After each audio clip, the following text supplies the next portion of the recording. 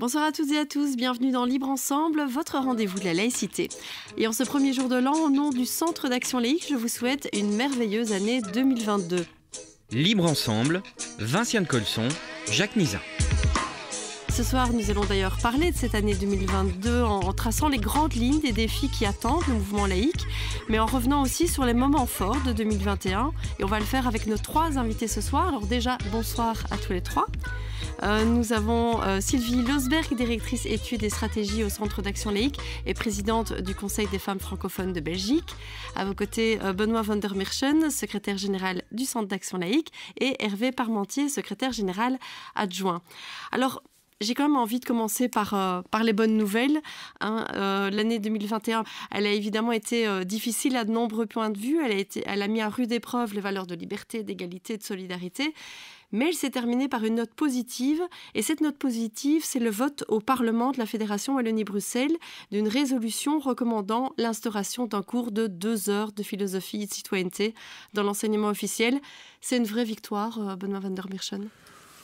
Oui, et je pense qu'on doit vraiment ici saluer avant tout ce qui est pour moi un très beau travail parlementaire. On est dans une période où très souvent, mais de manière un peu excessive, on critique ceux et celles qui font de la politique. C'est pas quelque chose de simple, certainement encore moins en 2021 ou 2022 qu'avant. Et ici, vous avez des personnes qui se sont réunies pendant des mois, qui ont travaillé, qui ont écouté et qui ont formulé des propositions qui, dès qu'ils les formulent, ne peuvent leur produire que des soucis, des critiques et aucun gain électoral.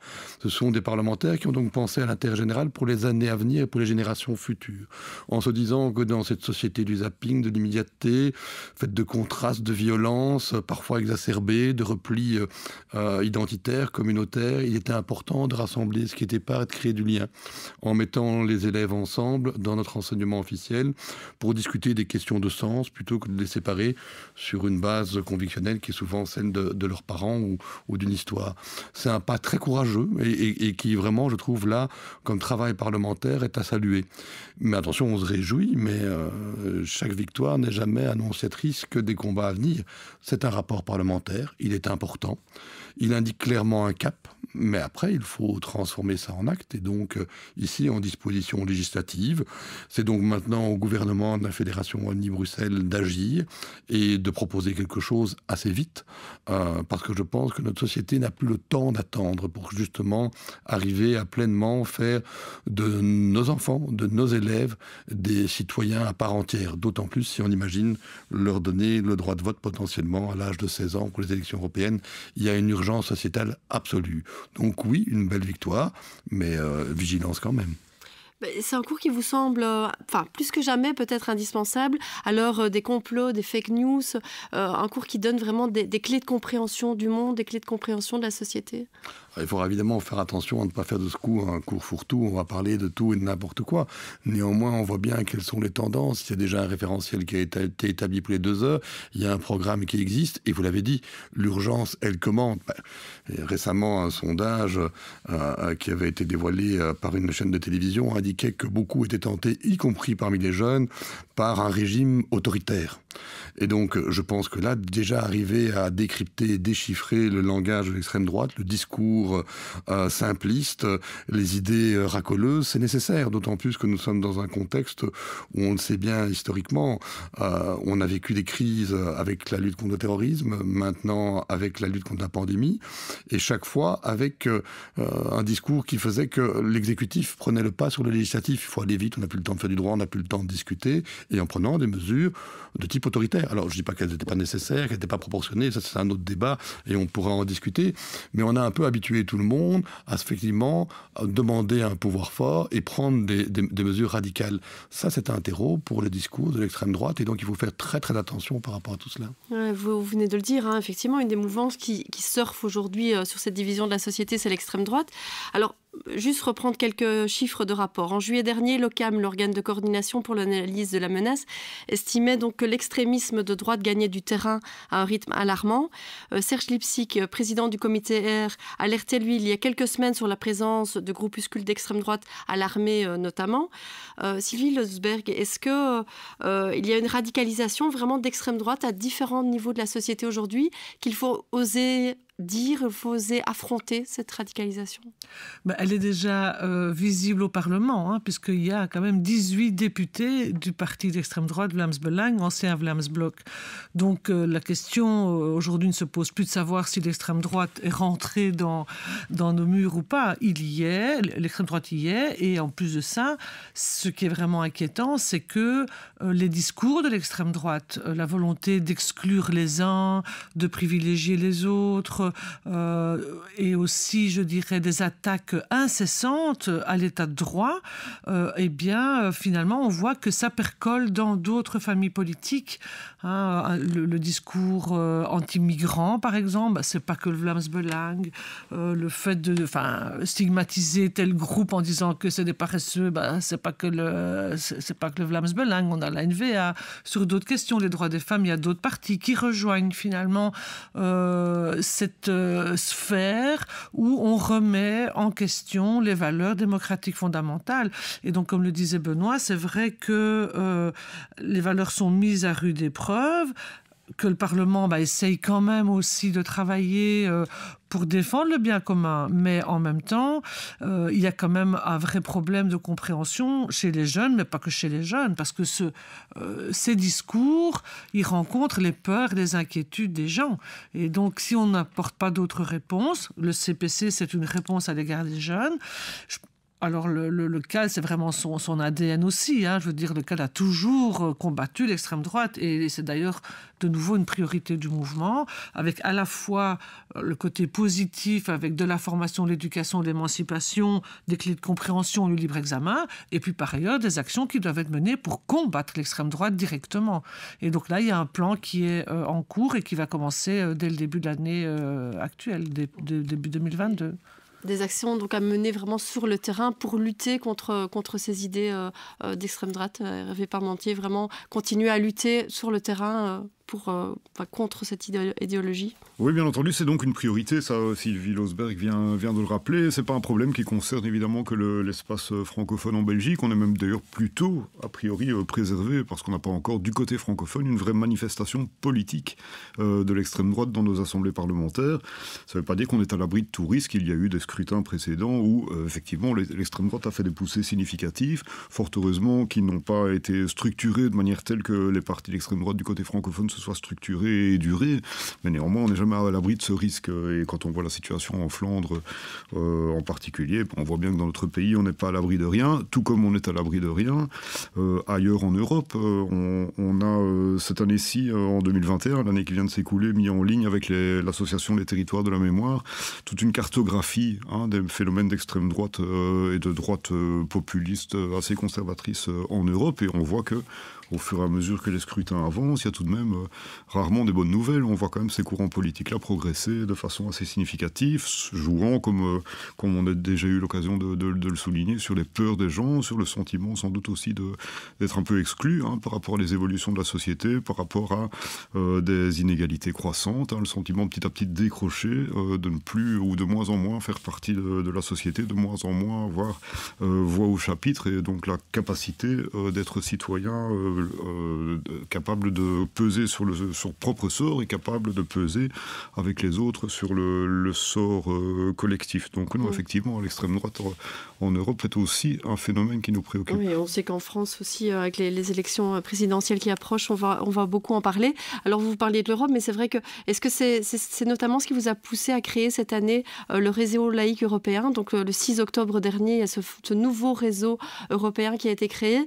C'est notamment pour lutter contre ces idées? Alors, certainement, c'est en tout cas le constat qu'on fait depuis un certain nombre d'années du besoin plus nécessaire que jamais d'affirmer haut et fort les valeurs de la laïcité. Et donc on a posé ce constat avec un certain nombre d'autres organisations françaises, italiennes, espagnoles, polonaises et d'autres qu'il était nécessaire de structurer en quelque sorte pour se structurer pour porter ensemble une voix clairement laïque au niveau des institutions européennes et plus largement à l'international. Donc l'idée, c'est tout de même que nos valeurs, malgré tout, sont en risque et que c'est en étant fidèle à ces valeurs qu'on aura le combat les plus efficaces. Et donc on est très content d'avoir mis sur pied avec d'autres ce réseau qui s'est structuré sur un certain nombre de principes de base, vous savez, de liberté, d'égalité, de solidarité, de fraternité, le constat que plus que jamais, il faut chercher à construire plutôt que,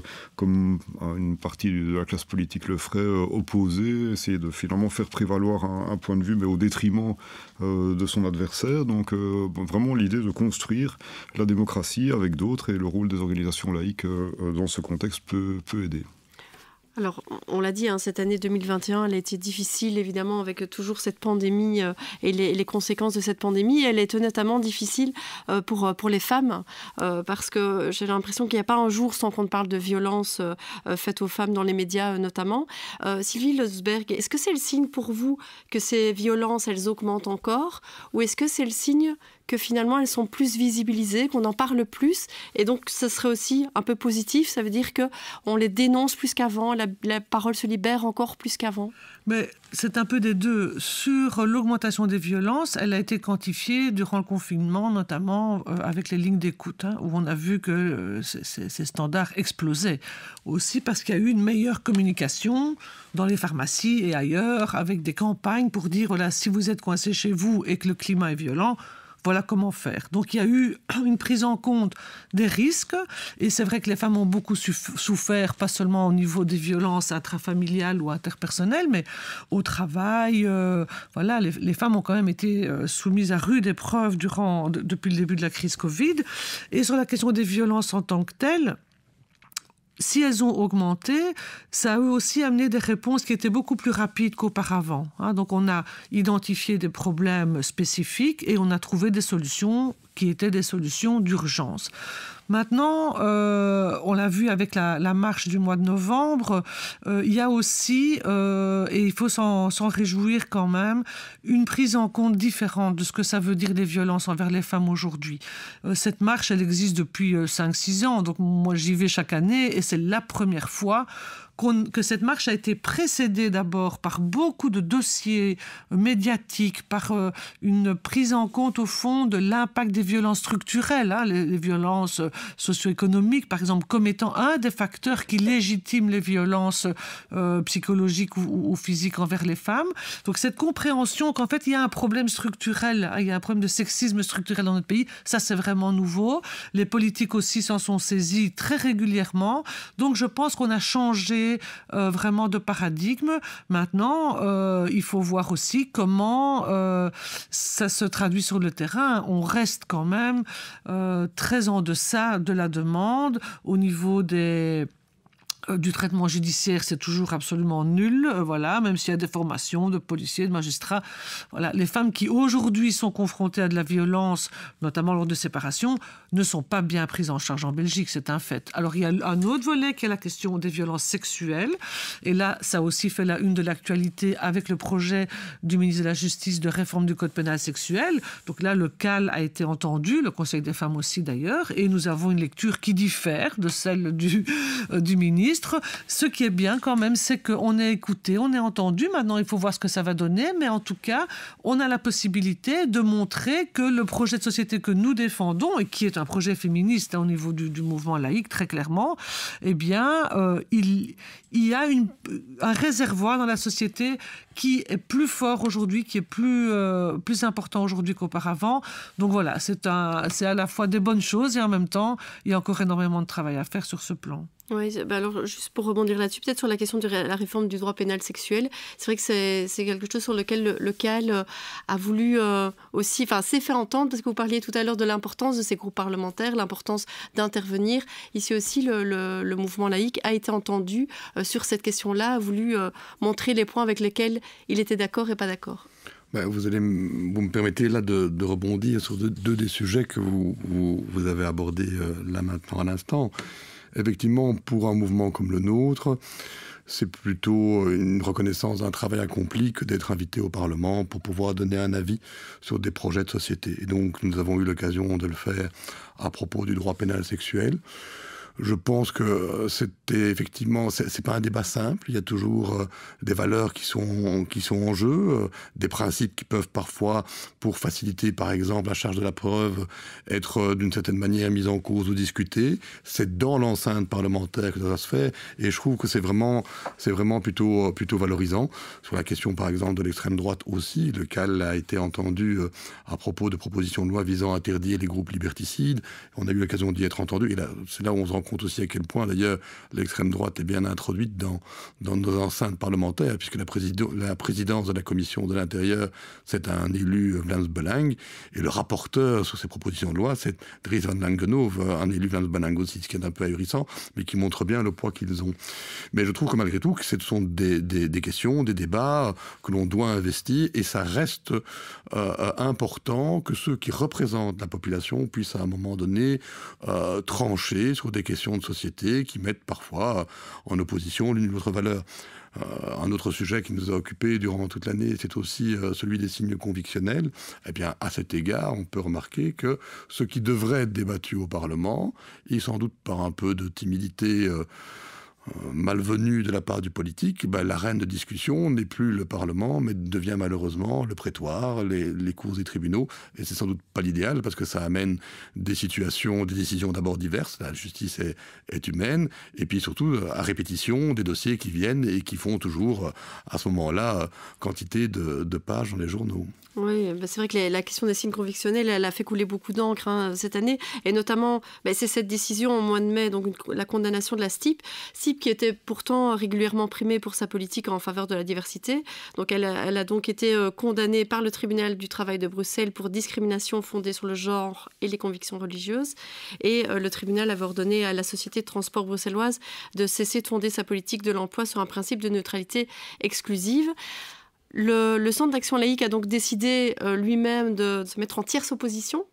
Ça montre ici peut-être Hervé Parmentier que, comme l'a dit Benoît van der Merchen, que le politique a abandonné, a laissé au cours des tribunaux, et même plus vraiment au cours des tribunaux, parce que le politique a décidé de ne pas faire appel. La STIP n'a pas fait appel. Et donc on oublie en fait un dossier qui est sensible, on le laisse planer, et c'est une erreur de ne pas le traiter vraiment dans le Parlement. Dans un dossier comme celui-là, on était assez fâchés de lire d'un côté l'inaction du politique qui refusait d'utiliser les instruments qui sont à sa disposition, en particulier l'arme législative, évidemment. Tout comme fâché de voir le politique en même temps empêcher un déroulé plus approfondi de la justice, puisque le politique empêchait la STIB qui était partie à cette affaire de faire appel de la décision qui la concernait. Donc, en d'autres mots, là, le politique non seulement ne contribuait pas par ses propres moyens à la solution, en plus empêchait l'émergence d'une solution autre que celle qui satisfaisait finalement un compromis impossible à atteindre au niveau du gouvernement. Donc bref, on était assez fâchés. Et c'est vrai que le politique, dans des enjeux comme celui-là, qui concerne le vivre ensemble, qui concerne la capacité que nous avons ensemble finalement de régler les équilibres sociétaux, priver le Parlement de débat, priver le Parlement de pouvoir finalement aboutir à ce qui devrait être un nouvel équilibre sociétal, c'est évidemment assez problématique. Et alors on est évidemment, nous, très attachés à ce que ces questions se règlent d'un point de vue démocratique, plutôt que finalement on trouve des issues dans tantôt telle décision de justice, tantôt telle autre qui irait dans un sens contradictoire, tantôt alors quelque chose qui est parfois très préoccupant, c'est d'abandonner finalement les pouvoirs locaux à leur sort, ou les pouvoirs organisateurs de l'enseignement à leur sort finalement, et chacun fait un peu comme il peut, là où il faudrait plus que jamais, parce qu'on sent qu'il y a une forme de dissensus au sein de la société sur ces questions. Là, il faudrait plus que jamais trouver le moyen de retrouver de façon démocratique un équilibre. Oui, Benoît van der Merchen, vous vouliez réagir ? Oui, juste ajouter un élément. Ces questions sont suffisamment sérieuses que pour être traitées en profondeur et de manière raisonnée, réfléchie et dépourvue de toute pensée électoraliste. On a eu récemment une décision de la Cour constitutionnelle relative à l'abattage rituel. Il est à cet égard ahurissant de constater que ce qui est accepté dans telle ou telle région du pays ne l'est pas accepté par les mêmes partis dans d'autres régions. Et c'est ça qui nourrit toujours derrière ces décisions, ces questions, un soupçon d'électoralisme qui ne grandit pas la politique. Et sincèrement, nous, on aimerait bien pouvoir s'en passer, de discuter de tout cela, s'il y avait au moins un positionnement clair des uns et des autres. Parce que cette émission montre à quel point nos activités sont variées. On a tendance à nous réduire à des hystériques, des signes convictionnels. Non, Sacrebleu, on fait bien d'autres choses. Et on aimerait bien que le politique, au contraire, assume ses responsabilités. Et comme ça, nous, on serait plus tranquille également. Oui, qu'il y ait un débat serein au niveau du Parlement sur ces thématiques-là. Alors, une autre thématique qui a beaucoup occupé le mouvement laïque cette année, c'est la question de la santé circulaire. Donc, le slogan de cette année, c'était « Santé de tous, santé pour tous ». Et l'idée, c'était que, donc, santé circulaire, One Health, un concept qui fait le constat qu'il n'y a qu'une seule santé sur notre planète, la santé de la flore, la santé de la faune, la santé des humains. Toutes ces santés sont totalement interdépendantes et on voit qu'elles vont toutes mal. Alors, comment éviter de voir tout en noir et de tomber dans une vision apocalyptique du monde Est-ce que cette année, on a eu des outils justement pour éviter de plonger dans cette vision apocalyptique ? La première approche que nous avons tenté de développer, c'est une approche finalement classique pour les laïcs, c'est le recours au libre examen. Et le recours au libre examen, c'est vraiment tâcher, en somme, de comprendre la complexité de la situation dans laquelle on se trouve. Et donc, on a bien vu que ces questions de pandémie se trouvaient à la croisée d'états dégradés de différents écosystèmes, la planète bien entendu, le règne animal et puis évidemment la population humaine.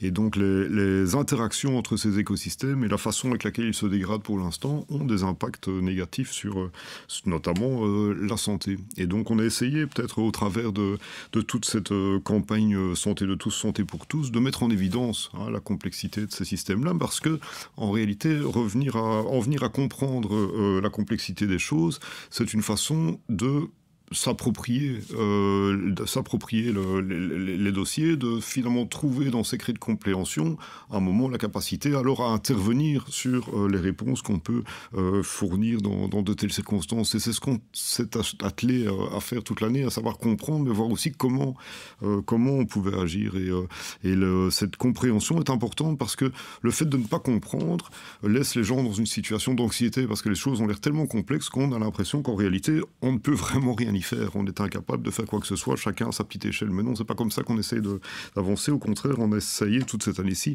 d'habiliter les citoyens dans une capacité émancipatrice et d'habiliter les citoyens, c'est-à-dire à les aider en mettant en évidence la capacité de nombreuses personnes et de nombreuses organisations à contribuer à des solutions, c'est vraiment mettre en évidence la capacité de chacun, finalement, à un moment ou à un autre, de jouer un rôle positif dans ce contexte qui peut paraître morose, mais qui ne doit pas autoriser, finalement, la paralysie, là où l'action solidaire, l'action collective est sans doute plus nécessaire que jamais. Oui, c'est ça. Continuer à renouveler notre manière de penser, continuer à miser sur les actions de terrain. Et alors, sur une action de terrain qui n'est pas lié à ça, mais pour montrer qu'effectivement le mouvement laïque, il est aussi sur le terrain. J'avais envie de relever une action d'Abortion Right, Sylvie Losberg. C'est cet appel à témoignage, par exemple, qui a été fait par la plateforme aux femmes qui ont voulu avorter au-delà des 12 semaines légales. C'est une manière aussi, ces appels à témoignage, de continuer sur le terrain, de faire bouger les lignes sur toute une série de thématiques. Oui, donc ça met aussi en évidence le fait que le mouvement laïque, c'est pas une tour d'ivoire. Donc d'abord, on travaille avec nos associations, on travaille avec nos régionales, donc c'est déjà un mouvement qui est étendu sur tout le territoire de la Fédération Wallonie-Bruxelles, mais qui travaille aussi avec d'autres, et notamment dans la plateforme Abortion Right, comme dans la plateforme Evras, nous travaillons avec les acteurs de terrain, qui sont parfois pris dans des enjeux sectoriels que nous n'avons pas. Et donc ça nous permet de mettre en place des coordinations et des actions qui sont directement prises, je dirais, en compte par les acteurs de terrain. Vous parlez de cet appel à témoignage, c'est important pour nous. Pourquoi ? Parce qu'on a vu que sur la question de l'avortement, du droit à l'interruption volontaire de grossesse, pour un dossier emblématique sur lequel on se bat depuis très longtemps, mais on a repris quand même depuis 2015 une campagne qui ne s'arrête pas pour améliorer les conditions. Les discours que l'on entend au Parlement ou dans la presse par rapport à ces 12 semaines sont complètement déconnectés de la réalité des femmes qui vivent des grossesses au-delà de 12 semaines alors qu'elles ont voulu l'interrompre et qu'elles n'ont pas réussi à le faire en Belgique. Donc cette parole-là, qu'est-ce que ça veut dire au fond ? Ça veut dire qu'on écoute les gens là où ils sont avec les spécificités de leur parcours de vie et donc on n'est pas dans un discours dogmatique ou idéologique et donc des appels comme ça, c'est vraiment important parce que ça nous donne une nourriture pour nos plaidoyers futurs puisque cette question de l'avortement et du droit à l'IVG dans de meilleures conditions doit revenir sur la table du Parlement, on l'espère, avant la fin de la législature. Alors, pour terminer, Benoît van der Merchen, donc 2022, ce sera une année symbolique pour le Centre d'action laïque, puisque ça va être une année de convention laïque. Alors, une convention laïque, déjà, c'est quoi pour les personnes qui ne suivraient pas exactement l'actualité du mouvement? C'est quoi une convention laïque? Et quel est son but? Avant même d'expliquer le mécanisme de convention, je pense que les derniers mois qu'on a pu vivre montrent bien que notre société a été complètement bousculée. Et que si, on l'a évoqué, et Sylvie parlait maintenant de l'IVG, nous avons des combats historiques, comme l'école aussi ou d'autres. Il y a plein de nouvelles questions qui se posent à nous. Hervé a parlé de santé circulaire. Et nous, notre boulot, c'est aussi d'arriver à anticiper l'avenir, donner des clés de compréhension et d'arriver aussi à formuler. C'est pas tout de tracer le chemin. Il faut aussi montrer par où on va, donc de formuler des propositions. Tous ces nouveaux défis n'excluent pas les précédents, ils se superposent à eux et ils nous obligent davantage. Et donc nous avons statutairement prévu toujours un moment de rassemblement de tout ce mouvement que Sylvie a décrit tous les 3 ans. À la limite, les obligations statutaires, on s'en moque. Le moment est là de refaire sens, de refaire mouvement et surtout de rassembler à nouveau, de rediscuter, de permettre à chacun de se retrouver, d'imaginer demain autrement qu'aujourd'hui et de se dire qu'on est malgré tout maître de son destin. Et donc la convention, elle va être le fruit d'un long processus participatif qui a déjà commencé par un questionnement à destination de tous nos membres et qui va continuer avec des moments de rencontres durant les 9 premiers mois avant d'aboutir au mois d'octobre à Wavre à un grand moment sur 2 jours de rencontres où nous aurons l'occasion de reparler de tout ce qui fait société, de redéfinir notre projet et de partir de l'avant par rapport aux échéances qui viendront très vite. Je pense entre autres aux échéances électorales de 2024, mais la volonté est ici de se retrouver, d'arriver à anticiper demain. Et d'avoir, oui, effectivement, des nouvelles thématiques sur lesquelles, on se dit aujourd'hui, c'est important de travailler là-dessus. Tout va rester important cette année 2022. Si on pense au chantier éthique, on va fêter les 20 ans de la loi sur l'euthanasie, mais on sait très bien qu'il y a des questions qui sont sur la table du Parlement, comme la gestation pour autrui, la procréation médicalement assistée. Si on pense dans le monde dans lequel on est, ou quand vous lisez l'accord de gouvernement, on parle de numérique dans chaque chapitre, on sait bien que la gouvernance par les algorithmes, ce sont des questions essentielles, même s'il n'y a pas de procès à faire à la science, mais à toujours interroger, non pas l'outil, mais surtout l'usage qu'on peut en faire. Quand on voit la façon dont on a mis entre parenthèses, au nom de la lutte contre la pandémie, ça c'était légitime, avoir de cette manière proportionnée tous nos droits fondamentaux avec une telle facilité, ça pose la question de l'avenir de notre démocratie qui doit sans doute être renouvelée. Il y a 1000 questions à mettre sur la table et c'est en réalité une année exaltante qui s'annonce à nous. Ouais, les défis ne manquent pas, on le voit.